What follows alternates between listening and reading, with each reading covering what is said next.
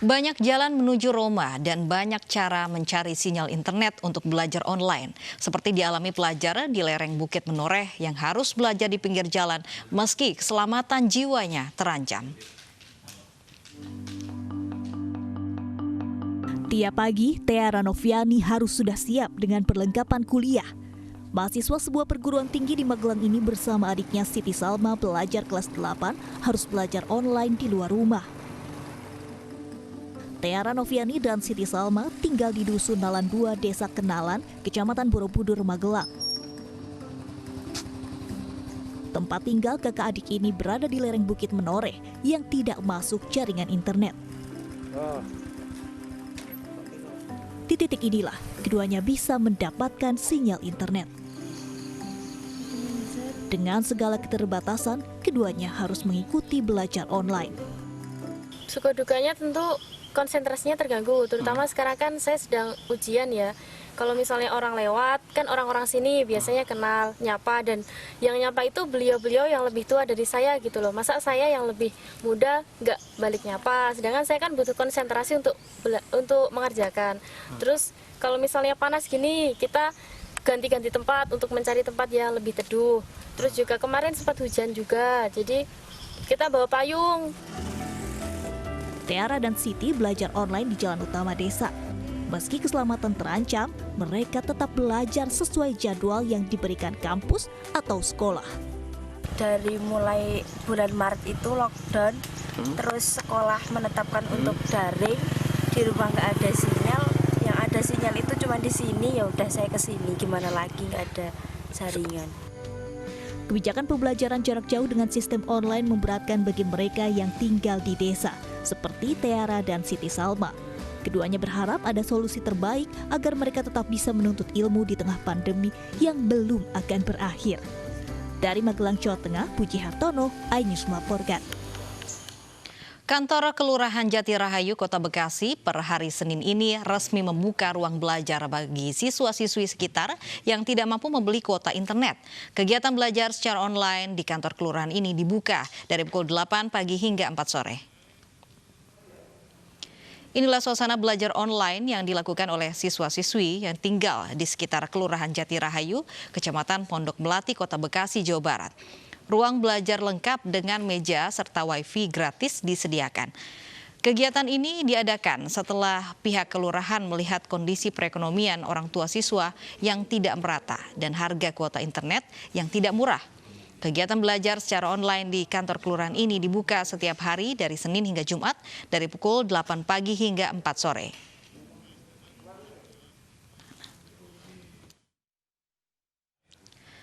Sudah bersama kami ada Revika Sibarani langsung dari Kelurahan Jati Rahayu. Revika, solusi apa yang dilakukan pihak Kelurahan Jati Rahayu dalam membantu warganya yang terkendala kuota internet? Ya, Lovi dan pemirsa, benar bahwa kantor Kelurahan Jati Rahayu, Kecamatan Pondok Melati, Kota Bekasi mulai hari Senin ini resmi membuka ruang belajar yang ditujukan bagi siswa-siswi yang tidak mampu untuk membeli kuota internet demi menunjang kegiatan belajarnya secara online di tengah pandemi COVID-19 ini. Di mana ruang belajar ini diinisiasi langsung oleh lurah setempat, kemudian siswa-siswi yang bertempat tinggal berdomisili di sekitar kantor kelurahan ini dapat langsung datang ke kantor kelurahan untuk dapat mengikuti kegiatan belajar secara online dengan wifi gratis yang disediakan dan juga ruangan belajar yang disediakan dari pihak kelurahan sendiri. Dan untuk mengetahui seperti apa ruang belajar yang disediakan di hari pertama ini, saya akan mengajak berbincang langsung Camat Pondok Melati. Di tempat ini saya sudah bergabung dengan Bapak Jaya S. Setiawan. Selamat siang, Bapak. Selamat siang, Mbak. Oke, Bapak, ini kan hari pertama nih ya Pak untuk kegiatan belajar, disediakan ruang belajar di kantor kelurahan ini. Boleh dijelaskan nih Pak, sebenarnya apa sih tujuan utamanya dengan diadakan ruang belajar ini? Tujuan kita mengadakan ini adalah untuk membantu warga kita yang kebetulan karena dampak COVID-19 ini kehidupan atau ekonominya terganggu. Kita berharap warga kita yang tidak mampu ini atau yang kurang mampu ini dapat memakai aula ini dengan jaringan wifi atau internet gratis. Oke. Bisa dijelaskan juga Pak, targetnya sendiri ini hanya untuk warga di Kelurahan Jati Rahayu sendiri atau seperti apa Pak? Kita berharap mulai hari ini Kelurahan Jati Rahayu kita jadikan role model di Kecamatan Pondok Melati. Apabila kegiatan dalam 1 minggu ini anak didik kita banyak dan banyak manfaatnya, kita akan sebar ke 3 kelurahan yang lain. Insya Allah di awal bulan Agustus 4 kelurahan se-Kecamatan Pondok Melati aulanya bisa dipakai untuk warga-warga kita yang atau anak-anak didik kita yang membutuhkan jaringan internet berkenaan dengan mereka ini kan kayak untuk beli kuota dan lain-lainnya kan agak kurang gitu. Ini adalah bukti kita bahwa kita sangat ingin melayani warga yang kurang. Kemudian untuk evaluasi hari ini begitu Pak, dari pagi sampai saat ini sudah berapa banyak ini Pak anak atau siswa yang datang untuk belajar nih Pak? Di sini hampir ada 20 orang, ada yang ketika dia classroom-nya atau mengerjakan PR-nya sudah selesai bisa gantian dengan anak yang lain. Informasi ini kita sebarkan dari kelurahan melalui Pak RW, Pak RT, dan seluruh elemen masyarakat. Apabila ada warganya yang kurang mampu atau karena kondisi terdampak COVID ini anaknya bisa dihadirkan di sini untuk memakai jaringan internet, dan ruang kita berikan, ruang aula ini kita berikan dari jam 8 pagi sampai dengan jam 4 sore.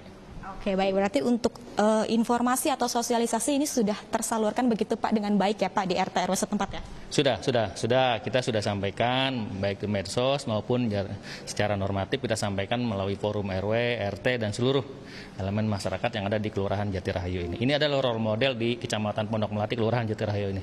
Insya Allah pokoknya setelah memang ini kelihatan bagus dan bermanfaat, kita akan sebar ke kelurahan-kelurahan yang lain.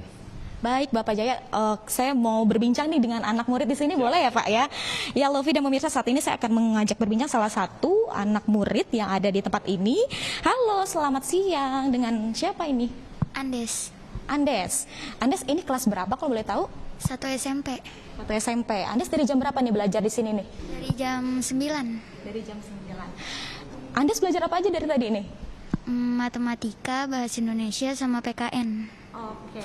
Udah selesai tugasnya? Udah. Nih Andes, kakak mau tanya nih, kalau kemarin-kemarin Andes belajarnya di rumah, ini pakai paket internetnya siapa nih? Aku sendiri. Sendiri? Iya. Beli sendiri dari handphone sendiri? Iya, beli sendiri. Oke, tapi uangnya dari mama papa begitu? Iya. Terus biasa kalau beli paket internet, cukup untuk berapa lama nih untuk belajar online ini nih? 1 minggu. 1 minggu. Setelah itu berarti harus beli terus setiap minggunya ya? Iya. Gimana nih Andes, terbeban gak sih ini? Jadi kemahalan gak sih setiap minggu harus beli paket internet? Iya, beban. Jadi beban? Iya. Terus sekarang udah mulai diberlakuin begitu belajar di kantor kelurahan. Seneng gak nih Andes nih? Senang jadi nggak beli-beli. Jadi nggak beli-beli lagi ya? Oke, berarti untuk kedepannya Andes bakal terus belajar di kantor kelurahan ini nih ya? Iya. Oke, Andes semangat ya belajarnya ya walaupun online ya.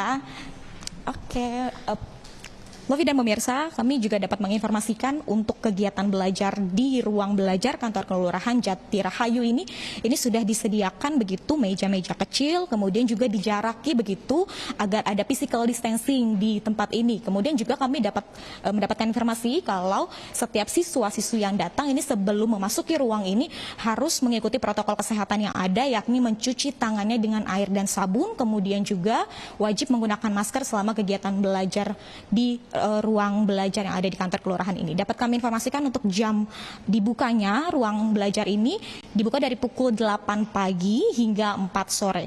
Lofi. Baik, terima kasih Revika Sibarani melaporkan langsung dari Bekasi, Jawa Barat. Dan pemirsa, kita beralih ke informasi soal penculikan anak. Asik bermain di sekitar rumah seorang bocah di Makassar, Sulawesi Selatan diculik 2 orang tak dikenal. Korban mengaku sempat dianiaya sebelum dijadikan jaminan dan ditukar dengan 4 tabung gas LPG.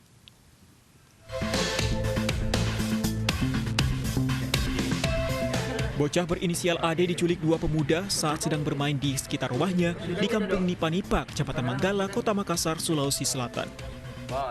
Kedua pemuda yang berboncengan dengan sepeda motor langsung membawa kabur korban. Aksi para pelaku terekam dalam kamera pengawas. Hasil interogasi petugas Polsek Manggala, usai menculik, 2 pelaku membawa AD ke sebuah toko di wilayah Tamalan Rea. Kedua pelaku sempat singgah di toko dan membeli tabung 3 kg sebanyak 4 buah, kemudian berpura-pura tidak membawa dompet, lalu meninggalkan AD. Kepada orang tuanya, korban mengaku sempat dianiaya dua pelaku di sebuah rumah kosong. Ya, anak saya sempat memberontak, tapi si pelaku ini memukul kepalanya dan menutup mulutnya pakai kain. Oh gitu Bu, ya, supaya tidak ribut ya. Iya. Terus korban ini ada ini dibawa kemana Bu? Kemarin tanya. Dibawa keliling katanya, terus dibawa ke tempat rumah kosong, disekap, diikat dan dipukul karena dia sempat menangis.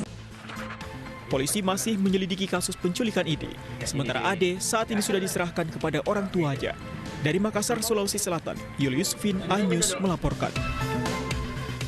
Sudah bersama kami ada Kapolsek Manggala, Polrestabes Makassar, Kompol Saiful Alam. Selamat siang Pak Saiful. Selamat siang Mbak. Pak Saiful, ini pelaku penculikannya apakah sudah tertangkap Pak?